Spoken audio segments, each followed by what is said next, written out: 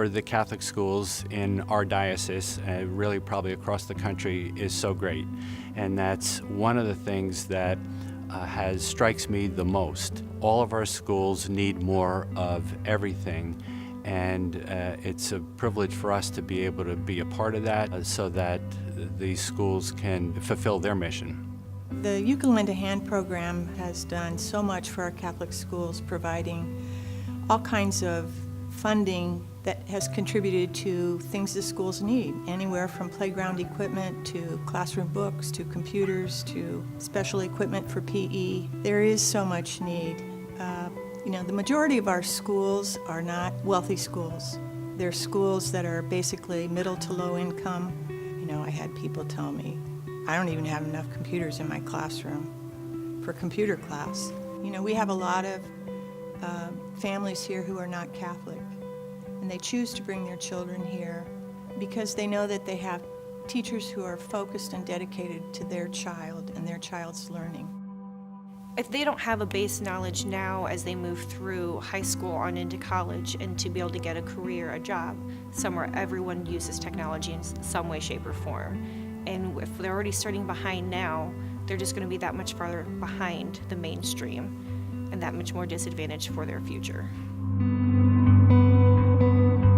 I am working with most of the stuff that was still here when I volunteered, and then I bought some paint and I bought some clay, and that was pretty much all we had. So one of the things I asked for was a pencil sharpener, which I thought was a very expensive thing to ask for. I don't expect to get this, but if we can we get an electric pencil sharpener? And she got me the pencil sharpener. It sharpens pencils, it doesn't eat them. I can actually sharpen colored pencils, and then we couldn't do any colored pencil stuff the year before because it just ate pencils. They're gonna get into high school and they're supposed to do Photoshop. And I don't get to introduce them to that. Like, they should be able to be introduced to something like Photoshop, which is much more complicated. Some of my standards are being able to use that stuff. And I can't meet my standards if I don't have the stuff to work with.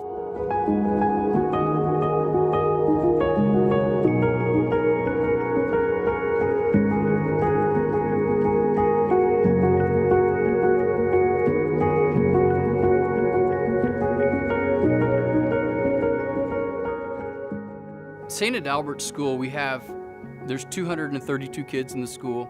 We are 100% free and reduced lunch. Over 90% of our kids receive a school choice scholarship or the voucher. Over 70% of our kids are English language learners. What's really cool about our school was it was founded by immigrants collecting pennies because they wanted something better for their kids.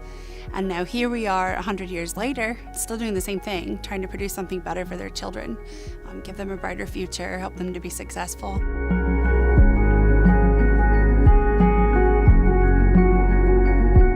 I love, St. Adalbert. I've been here forever. I volunteer and do lots of things for them too. In the mornings, every morning when I drop off my kids, teachers out there, cheering the kids up, and waking them up, and it's just an amazing place to come into.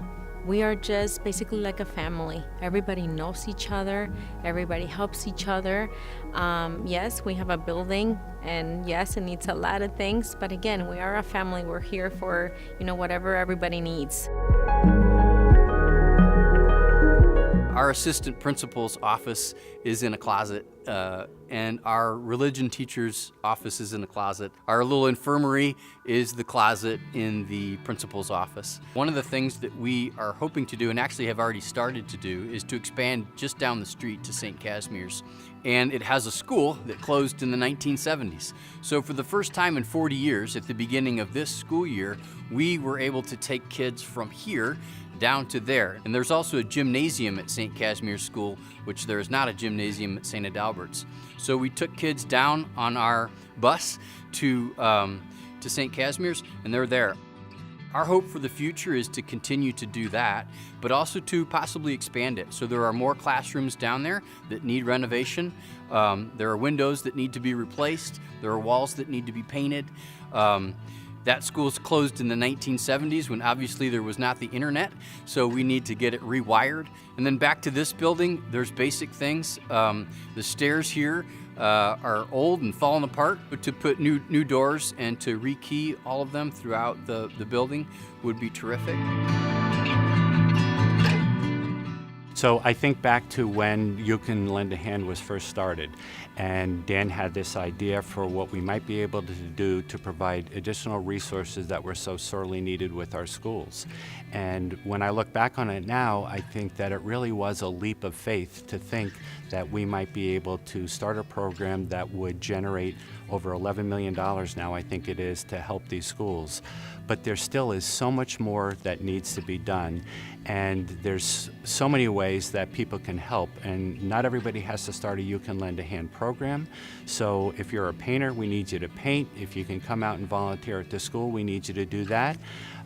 When I think of, and everybody thinks of the principals and the teachers and the administrators we have at these schools and what they're doing, they truly are doing the Lord's work. And if you can find a way to lend a hand, we'd love to have you.